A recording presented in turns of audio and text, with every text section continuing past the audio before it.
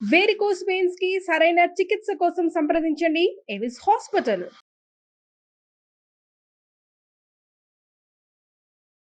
నమస్కారం సార్. నమస్తే అండి. సో ఎస్పెషల్గా బ్రహ్మముహూర్తం సమయంలో చాలా ఎక్కువగా మనకి ఎనర్జీస్ ఉంటాయి. మనం ఏదైతే అనుకుంటామో అది జరుగుతుంది అని చెప్తూ ఉంటారు. సార్ వన్ డౌట్ సార్, ఎప్పుడైతే మనము ఇలా పెట్టి ఇలా ఇన్హేల్ చేసినప్పుడు బ్రహ్మముహూర్త సమయంలోనే మనకి 2 నాస్ట్రిల్స్ నుంచి ఎయిర్ అనేది అవుట్కి వస్తుంది అని చెప్తూ ఉంటారు. అదే మనం కనుక వేరే అదర్ సమయంలో కనుక మనం చేస్తే అది రాదు అంటూ ఉంటారు.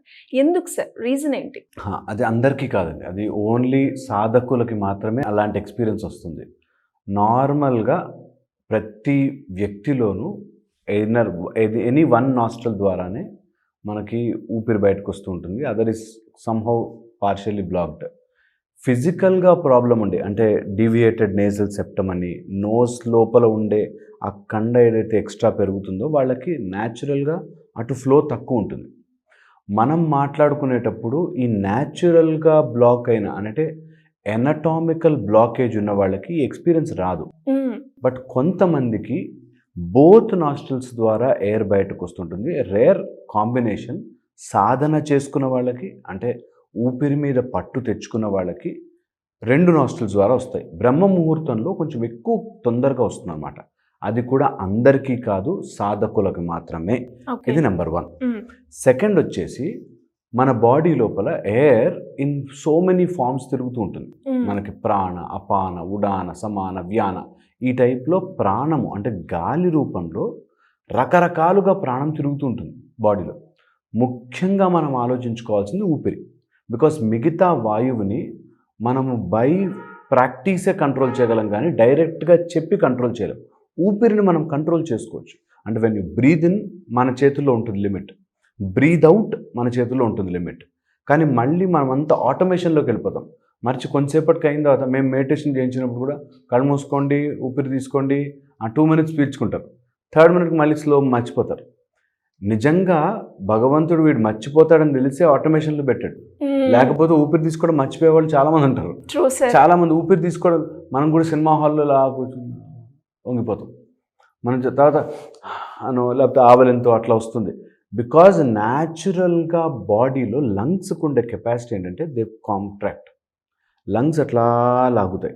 అలానే మొత్తం కొలాప్స్ అవ్వవు, మళ్ళీ ఊపిరి తీసుకుంటుంది. సో న్యాచురల్ మెకానిజంలో మనకి కొలాప్స్ ఓపెనింగ్ జరుగుతుంది. కాబట్టి ఆ ఊపిరి అనే ప్రాసెస్ వెళ్తుంది. కొంతమందికి ఒక nose dominant, other nose blocked ఉంటాయి. దీన్ని ఇడా పింగళ అని 2 రకాలుగా చెప్తారు.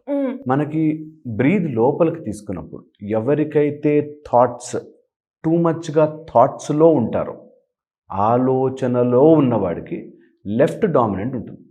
అంటే వాడు ఎప్పుడు ఆలోచనలో ఉంటాడు. He will not do anything. అది చేసుంటే బాగుండే, ఇది అయ్యి ఉంటే బాగుండే, అసలు నేను ఇట్లా అంటుండ్రా, నేను అట్లా అంటుండ్రా, అన్ని మాటలే ఉంటాయి, బయటకి ఏమి ఉండవు. వాడికి లెఫ్ట్ నాస్ట్రిల్ ఊరికే టూ మచ్ ఆఫ్ డామినేషన్ ఉంటుంది, అన్బ్యాలెన్స్డ్ అంటారు. ఓకే, రైట్ నాస్ట్రిల్కి వస్తుంది. ఇది రైట్ నాస్ట్రిల్లో వాడికి తొందరపడి చేసేయడం అన్నీ, ఏది ఒక ఆలోచనతో లేకపోతే ఒక ప్రాసెస్తో ఉండదు.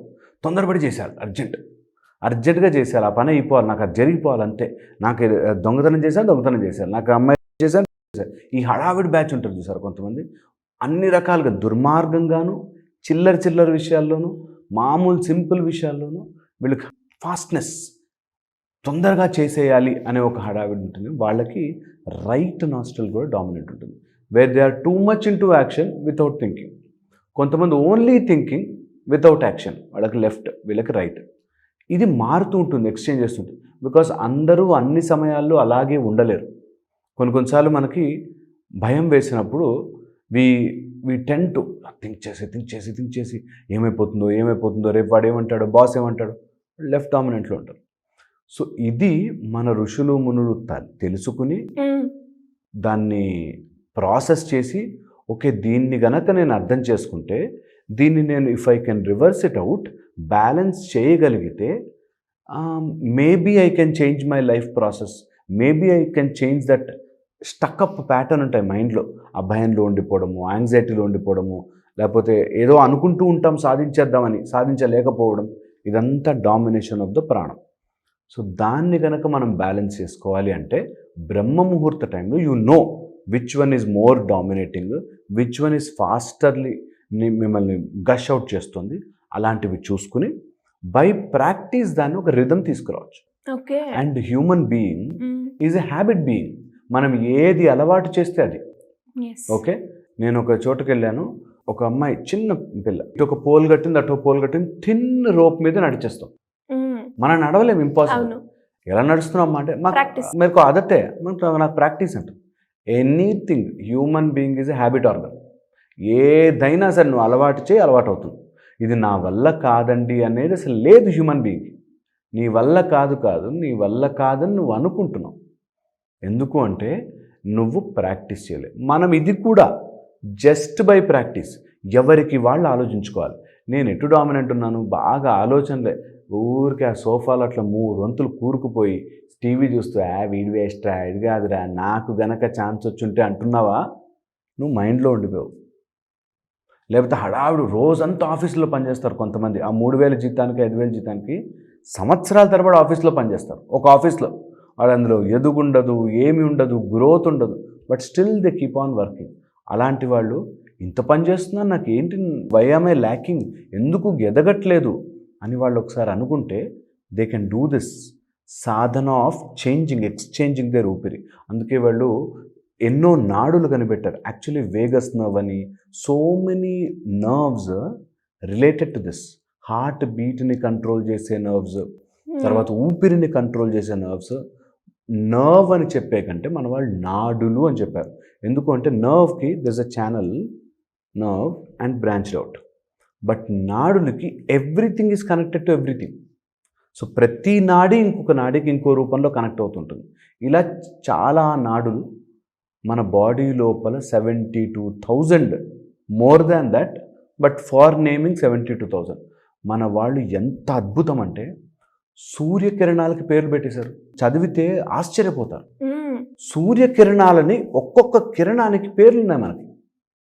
అలాంటిది మన వాళ్ళు అంత ఆలోచించకుండా సూర్యకిరణాలకి పేర్లు చెప్పి డిస్టెన్స్ క్యాలిక్యులేట్ చేసి ఏ నక్షత్రం ఏ రోజు ఎక్కడ ఎలా మెరుస్తోంది అని రాశారు అంటే అవి నిజమా కాదా అనే దాంట్లో పక్కన పెట్టి నీ జీవితానికి ఉపయోగపడేవేంటి అని ఒక్కసారి నా జీవితంలో ఆలోచించుకోవాలి కదా.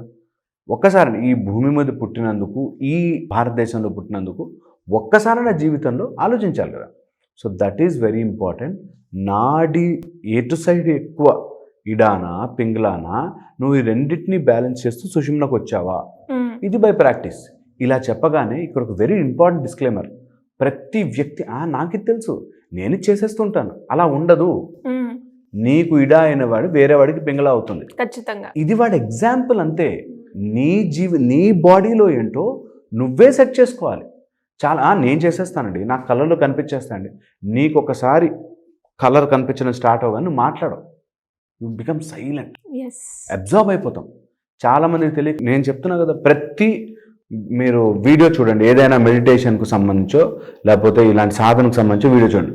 ఆ కింద 100 మంది 150 మంది నాకు అది కనిపించేసింది, నేను ఇలా అయిపోయాను, అలా ఎగిరిపోయాను, అలా ఉండదు. నీకొక్కసారి సాధన ద్వారా ఏదైనా శక్తి రావడం వస్తే నువ్వు ఫస్ట్ థింగ్ నోరు మూతపడిపోతుంది, సైలెంట్. బికాస్ ఆ ఎక్స్పీరియన్స్ చెప్పలేవు, ఎక్స్ప్లెయిన్ చేయలేవు. సో అది వెరీ వెరీ ఇంపార్టెంట్ చేసుకోవడం. ఎవరినైనా ఇన్స్పైర్ చేస్తూ వాళ్ళని మోటివేట్ చేయడానికి 4-5 ఎక్స్పీరియన్స్లు చెప్పినా అందులో ఉండిపోకూడదు. నా మీనింగ్ ఏంటంటే, ఈ వీడియో చూసి సాధన చేసిన వాడైనా సరే, ఈ వీడియో చూసి స్టార్ట్ చేసిన వాళ్ళైనా సరే, మీ ఎక్స్పీరియన్స్ని మీ దగ్గర పెట్టుకుని మీ లోపల కరెక్షన్ చేసుకోండి. ఇది గనక చేస్తే ఏ నాస్ట్రిల్ డామినెంటో ఆ నాస్ట్రిల్ మీకు ఉపయోగపడుతుందా. సపోజ్ మీరు మైండ్లో ఎక్కువ ఉన్నారా, మీరు యాక్షన్ వైపుగా పుష్ చేయండి.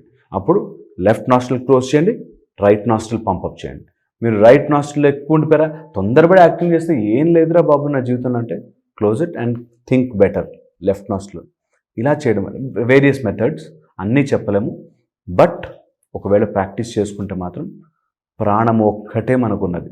Great sir. మీరు చెప్పేటప్పుడు ఒక వర్డ్ అన్నారు. అంటే మన హ్యూమన్ బీయింగ్స్‌కున్న ఒక గొప్ప ఆప్షన్ ఏంటి అంటే, మనం ఎలా మౌల్డ్ చేస్తే అలా మౌల్డ్ అవుతుంది అని. అబ్సల్యూట్. అండ్ మీరు అన్నట్టుగానే చాలా మంది కూడా ఒకవైపు థాట్స్ 360 యాంగిల్స్‌లో 360 టైమ్స్ ఏదో ఒక థాట్ అనేది బ్రెయిన్‌లో రన్ అవుతూనే ఉంటుంది. అది బ్యాలెన్స్ చేసుకుంటే ఎంత ఉపయోగం ఉంటుందో వాళ్ళే ఎక్స్‌పీరియన్స్ చేయాలి. అంటే ఖచ్చితంగా మీరు యాక్షన్‌లో ఉన్నా లేదంటే థాట్‌లో ఉన్నా ఒక్కసారి బ్యాలెన్స్డ్‌గా అవ్వాలి అంటే సార్ చెప్పిన పద్ధతిని అయితే ఫాలో అవ్వండి. Thank you sir. Thank you so much. Thank you.